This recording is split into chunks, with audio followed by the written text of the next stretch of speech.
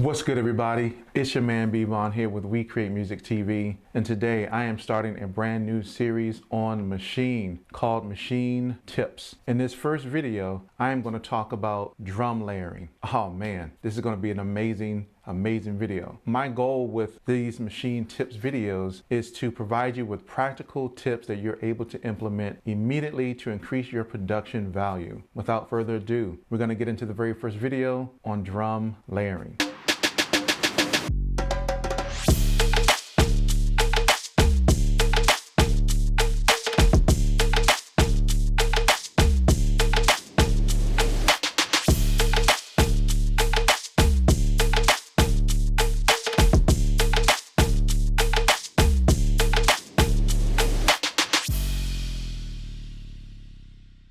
Now, when I'm talking about drum layering, I am not talking about linking one pad to the neck or putting your pads in groups. That's not really drum layering. I mean really taking two drums, two snares, two claps, whatever it may be, and actually putting them together, really manipulating these sounds individually in isolation, but bringing them together so that they can work cohesively together on one pad, not 2-3 pads, but one pad.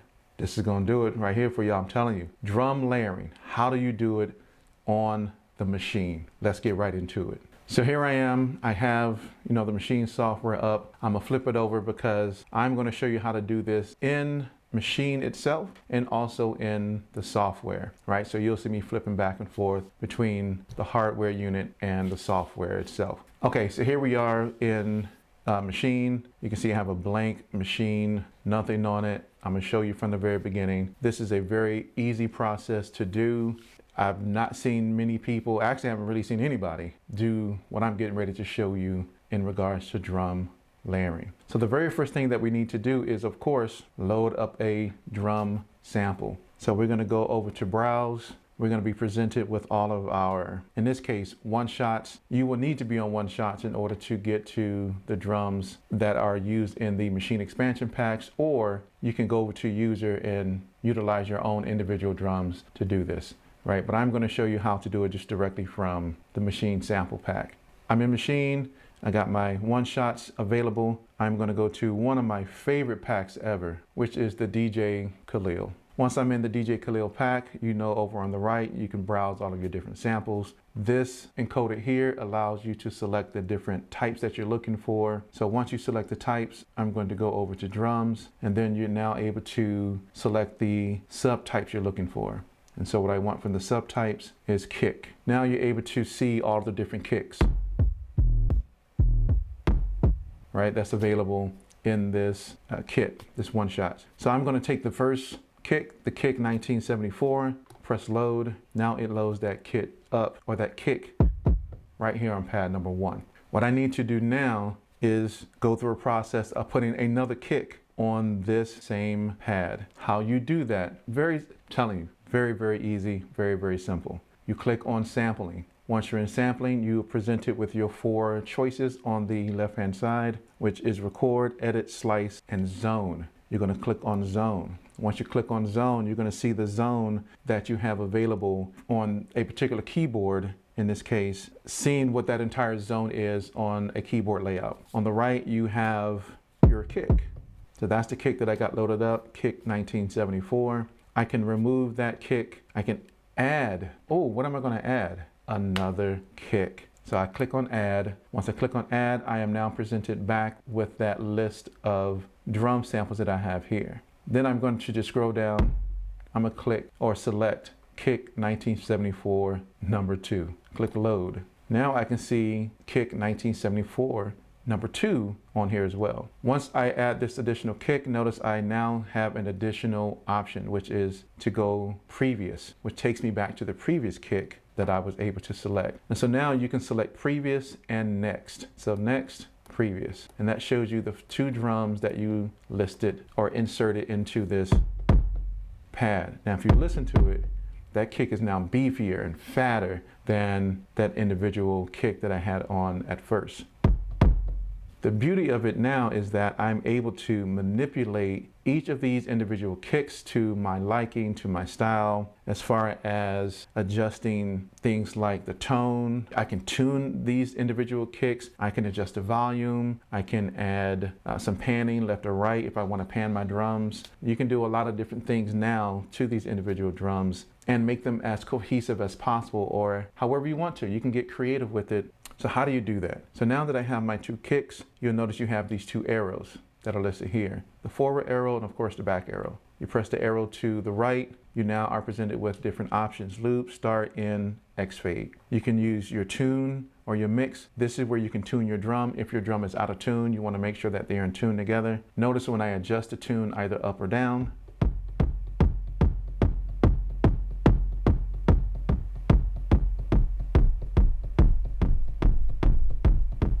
how it changes, right? So it changes that particular drum. If you want to hear the drum in isolation, what I would suggest you do is turn down the gain, right? So depending on which drum you want to hear, you need to turn the drum down, the gain on that particular drum. So if you are tuning this drum, you click on next, turn the gain down on the other drum. Now you can hear that this drum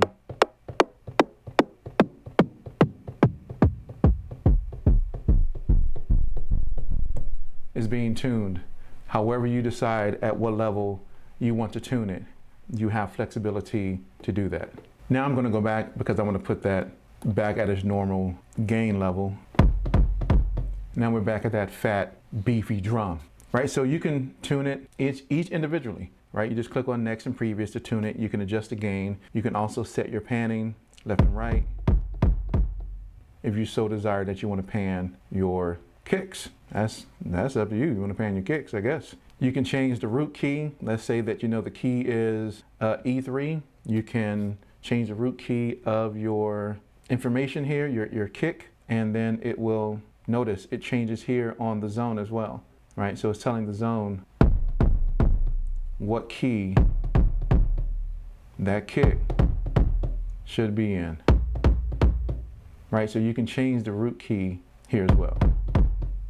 Now we can go on the next. Notice you can change the attack, the decay to your liking. You can also change your zoning key from C2 all the way to G8. So let's say I just wanted to start it at C3 here. I could do that. So let me show you in the actual system, right? So you can tell based upon what you see here that once I adjust my mapping key, then it will adjust here. So you have the ability to change that to your liking, however you want, right? You have flexibility to do some of the things that you want to do. You also have a velocity low and a velocity high. So if you want to change the velocity and play around with the velocity of this pad for each of the kicks, you can do that. Okay, so let's say now that I want to add, now that I have my kick, I want to add a clap, right? So I'm going to go over to pad number 2, click on sample, on browse. Now, of course, once I'm now into my machine, I have my sub selection. Once again, I just click on select clap, or you can select whichever one you want. Percussion, snare, whatever it is that you're trying to layer, you can choose that. I'm going to choose clap. Let's say I want this Lemire, I guess that's how it's pronounced. I'm not sure. I've never been to the place, but Lemire clap, Lemire part clap, choose that. Now I have this on pad number 2. Okay, so now I'll go back to sampling. Here's that clap. Now I want to add, so I click on add. Let's say I want to choose this mid city. Now I can hear the mid city and that other clap together, right?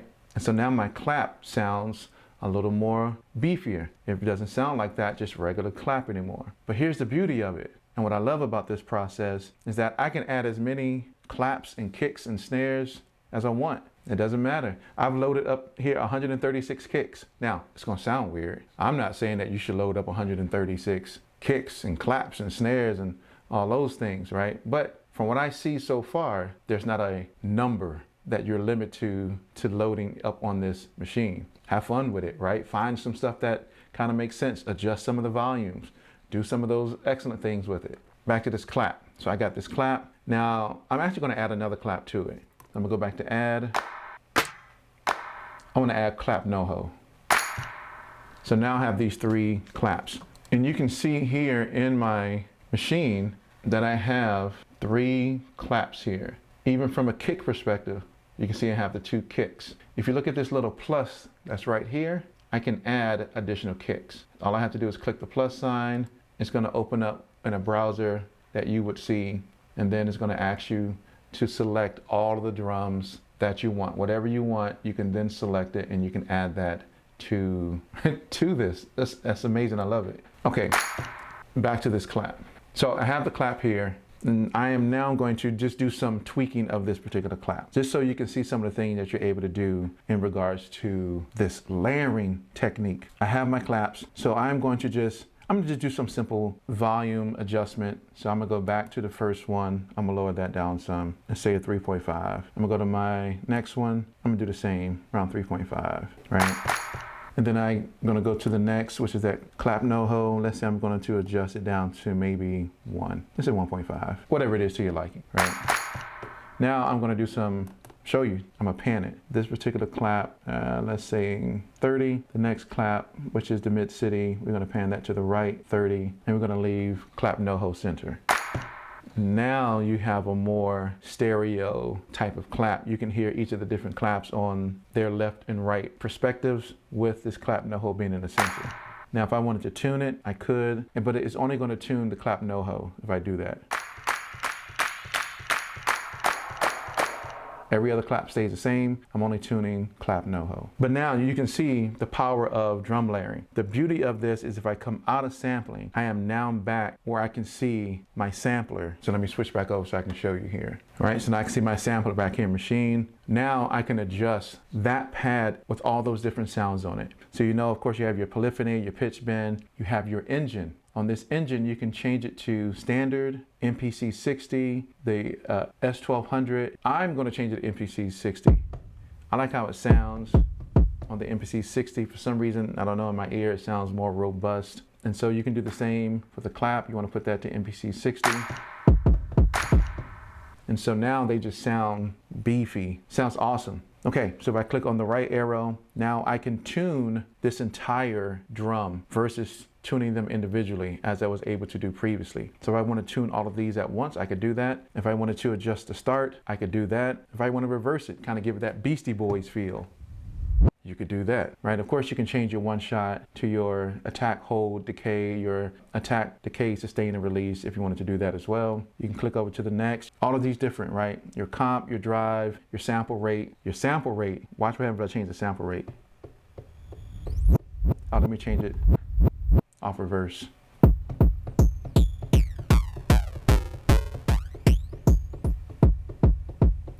And so if you change the sample rate, it just adds some different artifacts and things to your kick. Even if you change your bit rate, you can do the same.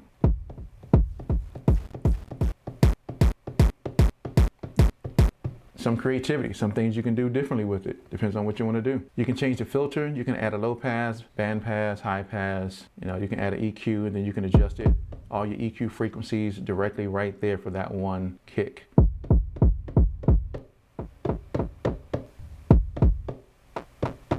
Right? So you can do so much now that you have it layered than if you were trying to do it as a group. But once again, this is your attack, hold, your decay, your pitch, your cutoff, your drive, your pan. You have the type as far as your LFO, the speed of the LFO, the phase, the pitch, the cutoff, the drive, the pan. I mean, there's just so much that now you can do in regards to your velocity, the mod wheel, etc. This is the power of what you're able to do it as an actual drum layer versus trying to layer it as a group or linking pads together.